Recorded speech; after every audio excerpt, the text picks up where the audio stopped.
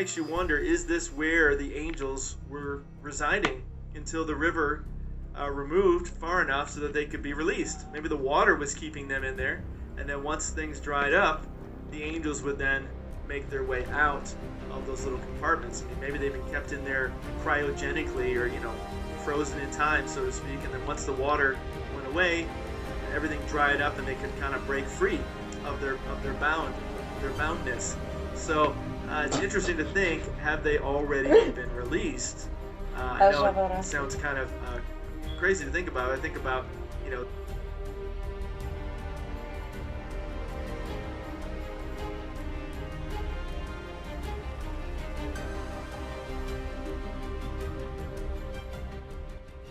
just a little bit, so you can see that a little bit better, and that is where essentially God has put his name forever, right there in Israel. Those are the valleys in Israel there, right next to the mountains where the Temple Mount, where you see the T there, that's the Temple Mount in Israel, in Jerusalem, and those are the valleys, the Kidron Valley and the other valleys there. Could it be that those were actually the Bashan, the Gihon, the Tigris, and the Euphrates all coming together? Some believe that this is actually where the Garden of Eden was, that it wasn't over in Babylon's side, but it's actually here in Israel, in Jerusalem, which is why God put his name there forever, because that is where the garden originally was, and that's where the three rivers were coming together. Actually, it's four rivers, but the fourth one could be considered where they all join together at the bottom. So something interesting to consider there, as God's putting his name in Israel forever. So in Genesis 15, I guess this is the one I read to you, I guess, so I did have it open. Okay, so that's Genesis 15. Let's see what this is. So this is the river Euphrates today, okay? It's drying up.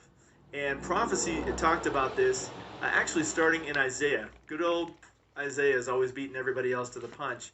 And Isaiah, what a guy.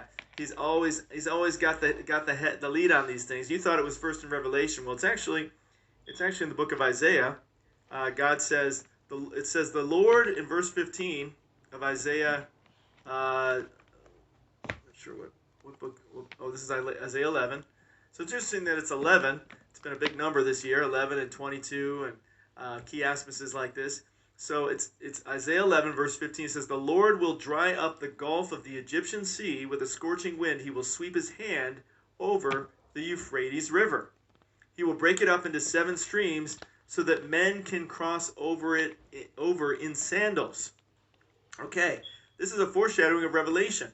In Revelation, we're going to see God also prophesied that he would dry up the Euphrates River so that the kings of the east could come over and fight the battle of Armageddon.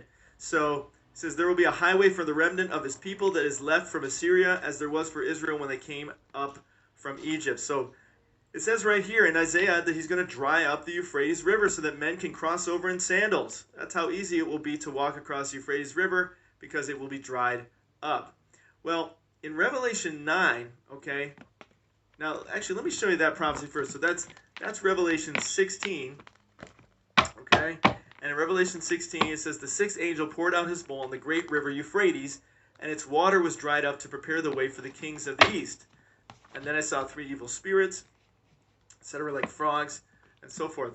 So it says, it's prophesied here that the 6th angel is going to pour out his bowl and dry up the river Euphrates. Well, we can see the river Euphrates is already drying up, right? So it's already happening, and you can see lots of accounts of this, the mighty Euphrates River drying up. You see all these pictures of cracked land, and you see before and after pictures of it drying up, and where it is now versus where it was, and so forth. So it's already happening. It's already happening that the river is drying up. And so that in itself is intriguing, because Revelation 16 would appear is already beginning to be fulfilled. Could it be that God is not doing these, consecutively, one after the other, but there might be a simultaneous sort of action, a gradual process? In other words, he's pouring out the bowl. Maybe it doesn't happen in one day and then boom, it just dries up. But maybe he's pouring it out gradually, and over time, that bowl will be completely poured out, and the Euphrates River will be completely dried up. Well, that's in Revelation 16. But what's interesting is in Revelation 9, we see that the 6th angel sounded his trumpet. So So you had a parallel there. You had the sixth angel with the bowl who dries out the river Euphrates. Then you have the sixth angel with his trumpet.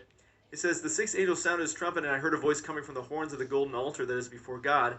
It said to the sixth angel, here in verse 14, who had the trumpet, release the four angels who are bound at the great river Euphrates.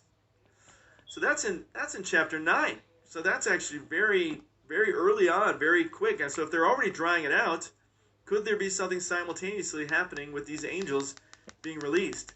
It says, and the four angels who have been kept ready for this very hour and day, whoops, clicked on that. The four angels who have been kept ready for this very hour and day and month and year were released to kill a third of mankind. So these are angels of death, okay? They're not stopping by to say hi or, wish you well or, help you out. No, they're here to kill a third of mankind. And God's releasing these four angels from the great river Euphrates.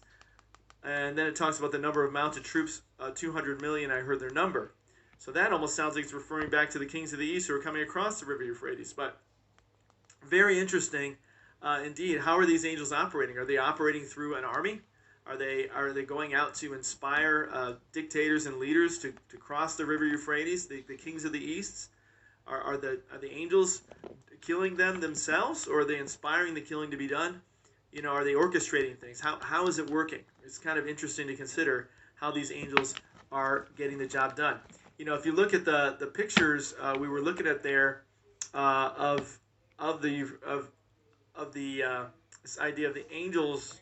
Let's see. Euphrates River. I'll just show you this. Drying up. It's revealing caves. Let's see, revealing. See if I can find it here. Similar to the picture I have on this video, that these, as we saw in that video, we've got these caves that are being revealed, right? And it just makes you wonder, is this where the angels were residing until the river removed far enough so that they could be released? Maybe the water was keeping them in there, and then once things dried up, the angels would then make their way out of those little compartments. I mean, maybe they've been kept in there cryogenically or, frozen in time, so to speak, and then once the water went away, everything dried up and they could kind of break free of their boundness. So it's interesting to think, have they already been released? I know it sounds kind of crazy to think about. I think about